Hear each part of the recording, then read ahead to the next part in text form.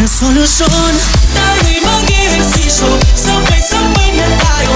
Lakad yung tagliyad, anong takbo tingkayad. Pagka-ihahain, dapat siguraduhin magkulay at bukas, kumain lang ng patas. Lakas ng katawan, dalas ng isipan. Lakas ng katawan, dalas ng isipan.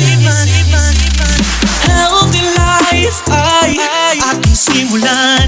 Maging malakas, maging malusog, puso at isipan. Mahusay na guro ng inyong pamantasan. Hindi magpapatalo dahil laging healthy yan. Tamang nutrisyon,